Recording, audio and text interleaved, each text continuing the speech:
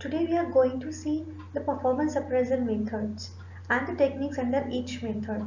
So basically there are two types of methods in performance appraisal: traditional methods and modern methods. So there are some traditional methods which are very popular nowadays also. So there are total 11 traditional methods we are having, and in modern methods we are having the 5 new methods which are very popular nowadays. So we are going to see one by one all the methods. So number one method in traditional method of performance appraisal is the very simple method, that is ranking method.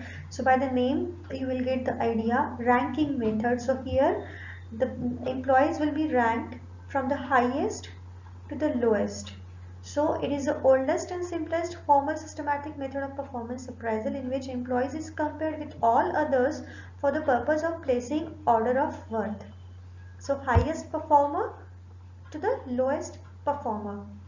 So the employee are ranked from the highest to lowest or from the best to the worst. So in doing this, the employee who is the highest on the characteristics being measured and also the one who is lowest are indicated. So here the highest rating performers will also be identified and the lowest rating performer will also be identified.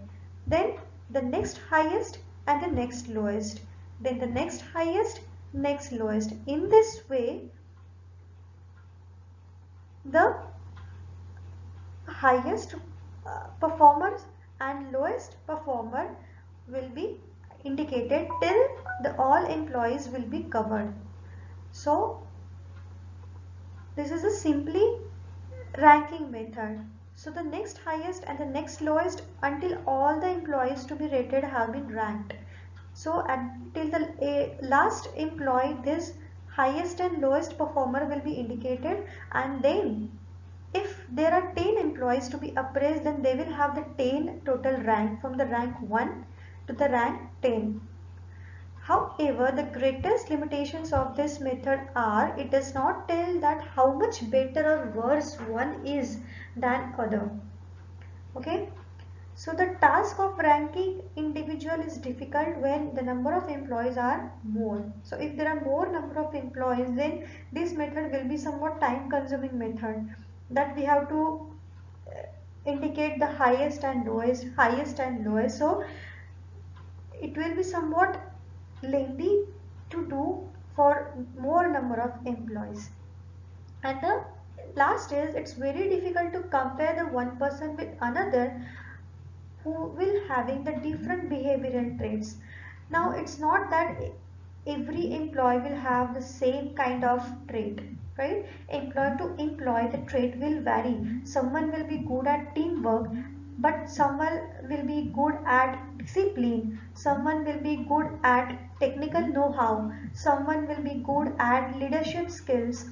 So how we will compare one person with another person, because person to person traits will vary. That is one limitation of this method. So to remedy all these defects, the paired comparison method of performance appraisal is used, in which each employee will be compared to each other employee. So we'll see in the next slide. So next method is paired comparison method. So in this method, each employee will be compared with every other employee on one-to-one basis. Okay, and usually on the basis of one trait only. So it's not like we will compare the different traits. We will only consider one common trait, like for example teamwork. So on the basis of teamwork, one employee will be compared with other, that who is having more teamwork trait. Okay, so like this. So the rater is provided with a bunch of slips, each coining pair of names. The rater puts a tick mark against the employee who he considers the better of the two. So he will have the different sheets, suppose, and on each sheet the name of two employees will be written. So rater will take the name of that employee who will have that trait more in him. Okay, so like this, if we will compare each employee with every other employee, then the total number of comparisons that we will get will be calculated by the formula n into n minus 1 by 2, where n is total number of employees to be evaluated. So you can see in the diagram, if there are 4 employees, employee A, B, C and D, then each employee will be compared with every other employee. So here total number of comparisons for 4 employees will be 6. So how the performance will be measured now? Now the person who will have the more number of ticks, that person will be chosen as the best one. In this way, the ranking will be done from highest to lowest depending upon the person who have more number of tick in the comparisons. Now the next method is grading method. So grading method is very common in students also. So just like the university is using grading method for measuring the performance of the students, like grade A plus, B plus, C plus, according to the marks the grade will be decided. So in the same way, here for employees also different grades will be decided by the HR department. So in this method, certain categories of worth are established in advance and carefully defined. So these categories can be outstanding, satisfactory, unsatisfactory, like this. There can be more than 3 also, like outstanding, very good, satisfactory, unsatisfactory, poor, like this. So company to company, the number of categories will vary. So the employee performance is compared with the grade definition. So here the rater will put the employees in different category, like outstanding category, satisfactory, unsatisfactory. So observing the performance, the employee will be put in the different categories. Okay, so such type of grading is done in semester pattern, just I have discussed. So it's also used, it's more common in students. Okay, so one of the major drawback of this method is that the rater may rate most of the employees on the higher side of their performance. Many times what happen, when rater have to distribute the employees among different category, then for the safe side, either rater will put maximum employees in outstanding or good category, or he can put maximum employee in average category. Okay, because they just want to make themselves safe from the criticisms, like why I have received the low grades. So that is one drawback of this method, and to overcome this drawback, the next method is forced distribution method of performance appraisal. So the next method is forced distribution method. So this method was evolved by defense to eliminate the central tendency of rating most of the employees at higher or lower or the average end of the scale. So just right now we have discussed in grading method that rater is having attitude to rate the people either at high or average uh, category, because they want to just make themselves safe from the criticisms. So to eliminate this, force distribution method forces the rater to distribute the employees in different categories compulsorily. For example, 10% of the employee will go in poor category, 20% in below average category, 40% in average category, 20 in good category and 10 in excellent category, like this. So it tends to eliminate the biasing. So here rater is forcefully putting 10% of the employees in excellent and 10% in poor, then 20% in good and 20% in below average, and 40% of the employees in average category. So here there will be no biasing or no central tendency attitude shown by the rater. So you can see in the diagram also the same thing is explained diagrammatically, that whatever number of employees the company is having, 10% of that are going in poor category, 10% are in excellent category, 20% and 20% in good and below average, and 40% of the total employees in average category. So here there will be equal distribution in each category. Now the fifth method is forced choice method. So in forced choice method, it is developed by J.P. Gulford. So it contains a series of groups of statements, and the rater rates how effectively a statement describes each individual being evaluated. That means out of, suppose if there is a 2 or more statements, so out of that 2 or more statements, which statement best describes the employee, that should be selected.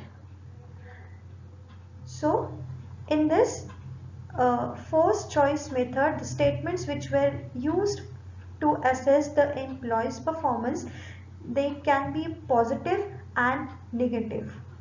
Okay, both kind of statements will be given for rating.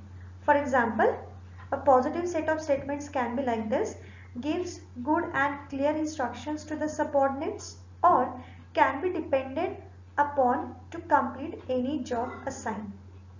So out of these two statements, one is to be chosen on the basis which best suits that employee, or whether the employee can able to give good and clear instructions to the subordinates, or he can be depended upon to complete the assigned job.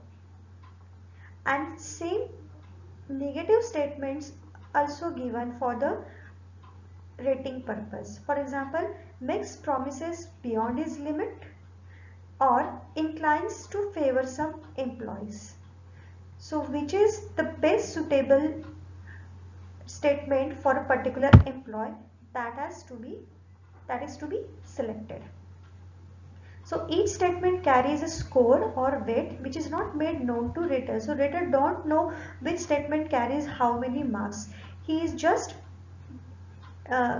selecting the statements on the basis of the employee description. So the human resource section does all the rating for all the sets of statements, both positive and negative. So rater will only take the statement which will be best suited for that particular employee, and HR department will then evaluate the score for each statement that is selected by the rater. So what is the limitation of this forced choice method? That even if the rater thinks that more than one statements are suitable for the employee, but then also he have to choose only one among that. That is the limitation of this forced choice method. Now the next method is one of the simplest method, that is checklist method. So here again some set of questions will be given and answer should be given in yes or no. So the purpose of utilizing checklist method is to ease the evaluation burden upon the rater. So in this method, a series of statements or the questions with the answer in yes or no form are prepared by HR department, and the checklist is then presented to the rater to tick the appropriate answer relevant to the employee's performance. So each question carries a weightage in relationship to their importance. So here you can see the example is given. Is regular on the job? So rater will say either yes or no. Does maintain discipline well? Does show consistent behavior to all the students? Is interested in teaching job? Does ever make mistakes? Does show favoritism to particular students? Is willing to help colleagues? So this particular checklist is for the teacher, and his superior will answer the question in yes or no form depending upon his performance. So this is a simple, and for each yes answer the score will be calculated. Now the next method is critical incidents method. As the name is given, critical incident. So there are some employees in an organization which can show either positive or negative kind of behavior in some situations. So depending upon the behavior shown by the people in different situations, their performance can be rated. So the behavior that is shown by the people in these different situations are noted by the superior. So in this method, the rater focuses his or her attention on those key or critical behaviors that make the difference between performing a job in a normal way and performing the job in a outstanding way. So it can be effective performance, it can be ineffective performance. So here either the employee can show the positive behavior in critical situation or negative behavior in critical situation. Okay, so there are three steps involved in appraising employees using this method. So first, a list of noteworthy good or bad on the job behavior of specific incidents is prepared.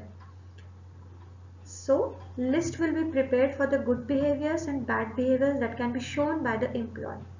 Then second step, a group of experts then assign weightage or score to these incidents depending upon their degree of desirability to perform a job. So whatever list is prepared, now expert will give weightage to that good or bad behaviors. And third, finally a checklist indicating incidents that describe workers as good or bad is constructed. Then the checklist is given to rater for evaluating the workers. So here simple meaning is that many times when organization uh, assigns some duties to the people, there are people who can who can behave in a different way than their normal behavior. They can perform their job above the normal level or below the normal level. So both behavior will be noted by the rater. Okay, so here sample example is given for the critical incident of assistant plant manager, like duty assigned is schedule production for plant. So target given for plant is 90% utilization of personnel and machinery in plant and orders delivered on time. Okay, but the critical incident behavior shown by the employee can be instituted new production scheduling system, decreased late orders by 10% last month, increased machine utilization in plant by 20% last month. So here employee has shown some outstanding behavior more than expectations, that is he innovated the new scheduling plan, new scheduling system, decreased the order rate by late order rate by 10% and increase the machine utilization by 20% more than last month. Then another duty assigned is supervise procurement of raw material and inventory control. So here the person is in charge of procurement of raw material and inventory control. So purchasing and maintaining the raw material. So target given was minimize inventory cost while keeping adequate supplies on hand. So here the person should always make sure that there is a raw material in hand and the cost of warehousing should be minimized. So critical incident behavior shown can be less inventory storage cost rise 15% last month, over ordered parts A and B by 20%, under ordered part C by 30%. So as we have seen one good behavior in first example, in second example this is a worst behavior shown, that is inventory storage cost has risen by 15%, ordered some uh, parts in more quantity, and there is a scarcity of some parts. Now the next example is assigned duty supervise machinery maintenance, and the target given was no shutdown due to faulty machine. So his duty is to look after whether there will be no stoppage of the machineries. The behavior shown by the person is instituted new preventive machine maintenance system for the plant, prevented machine breakdown by discovering faulty part. So again, this is our expectation performance shown by the person. So whenever people will show some extraordinary performances, even the very worst performances, both will be noted and they will be taken considered when the performance will be appraised. This is the critical incident method. Now the next method is graphic rating scale method.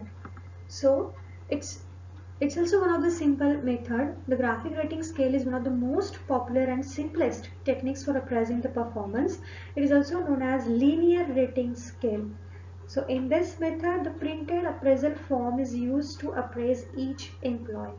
So here there will be different parameters, and each parameter will be judged on the basis of different scales. So the form lists the traits such as quality, reliability, attendance, sincerity, honesty, and a range of performance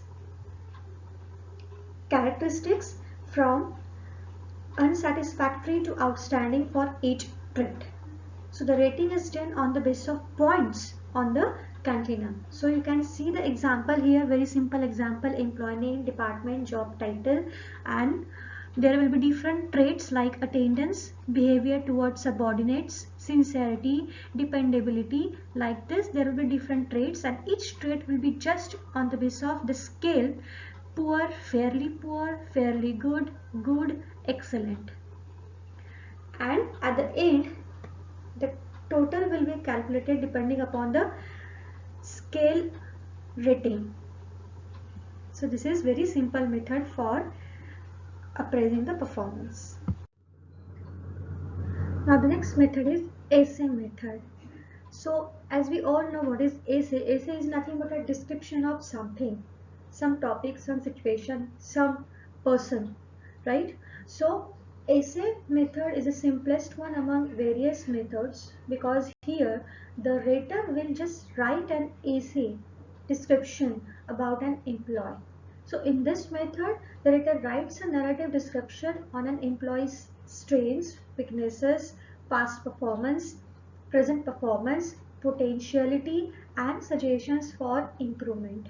So here each and every aspect of an employee is covered. So its positive point is that it is simple in use. It does not require complex formats and extensive or specific training for rater. But essay method, like other methods, is also having some limitations. And limitations, the very important limitation is, now it totally depends upon rater's writing skill and his remembering power. So in the absence of any prescribed structure, the essays are likely to vary widely in terms of length and content.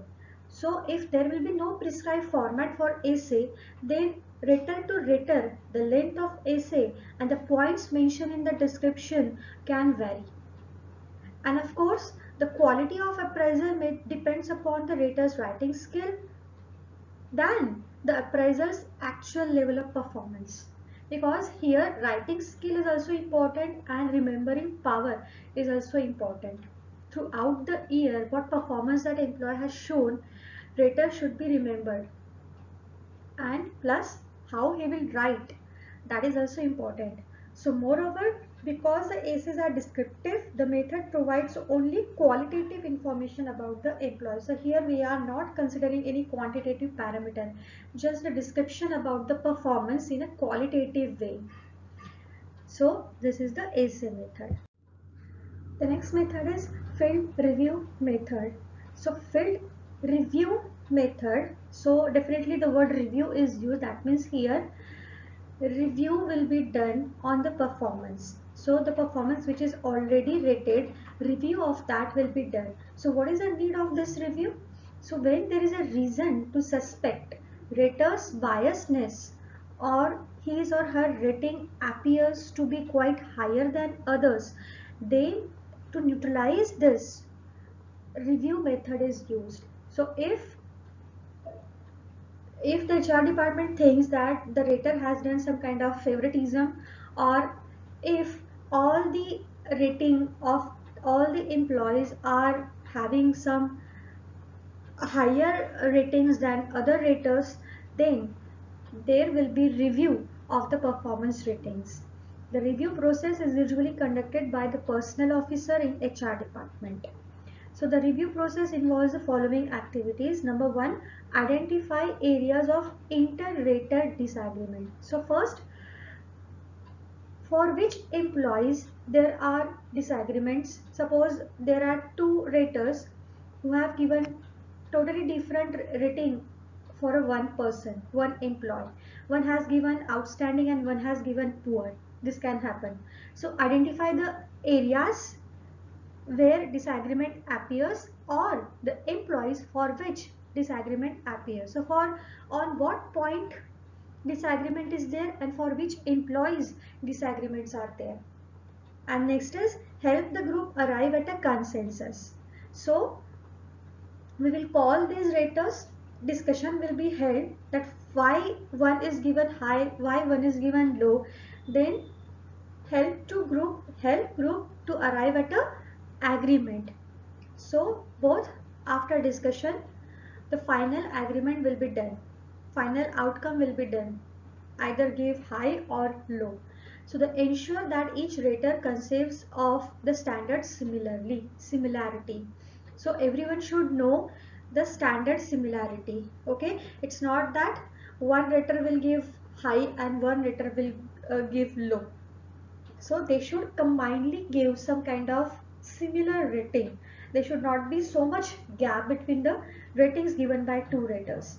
So however, this process is time consuming process, because first rating will be done, again review of that rating will be done, again when there will be disagreements in rating, that will be identified, the raters will be called, again discussion will be held and outcome will be generated. So it's a time consuming process.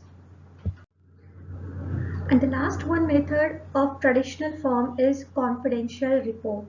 Now, this is a traditional way of appraising employees mainly in public sector, that is government departments. So this confidential report method is used in government organizations at the time of promotion, because they are not disclosing the reports to the employees. Okay, because of promotion purpose, because if they will disclose the report, then what will happen, there will be chances of disagreements and conflicts among the employees. They will come to the top level and they will ask that why he has been promoted, why not us.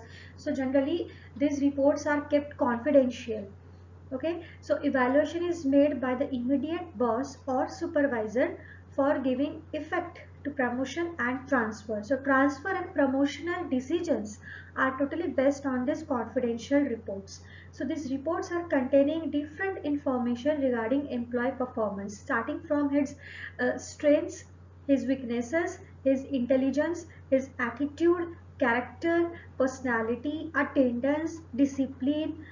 Then there will be different parameters, more than these parameters, like his honesty, his potential, his teamwork, leadership. So different skills, technical and conceptual, all are included, and behavioral traits, his honesty, sincerity, punctuality, each and every parameter regarding an employee will be kept in this report. So this is the confidential report. So here we have completed all the 11 methods in traditional category.